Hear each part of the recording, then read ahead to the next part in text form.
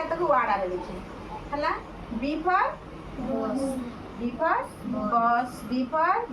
baby, B for balloon, out B for ball, out B for book अच्छी, B for beer, B for basket, B for bucket, B for bell, बुझेला? अच्छा, C for cat, C for crocodile, C for camel, C for cow, C for cup. हाँ cake होबो ହେଲା C for ଆଉ କଣ ଅଛି chair ଆଉ କଣ କମ୍ପ୍ୟୁଟର ତାପରେ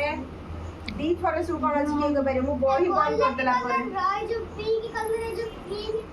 ହଁ କ୍ରିମ ହବ ଆଉ D for କିଏ କହିପାରିବେ ଦେଖିଆ ମୁଁ ପଚାରି ନିଚେ ଦଉଛି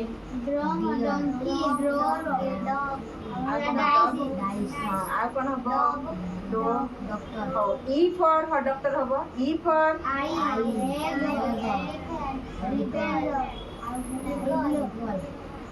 हाँ E for अच्छा F for रे ଆଉ କଣ ଅଛି fish ତାପରେ fox ନା F for ରେ F for fruit apple A for apple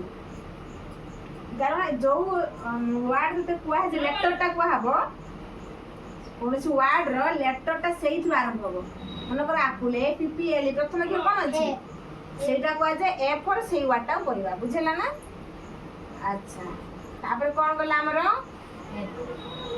F ଗଲା G for ହେଇଛି ନା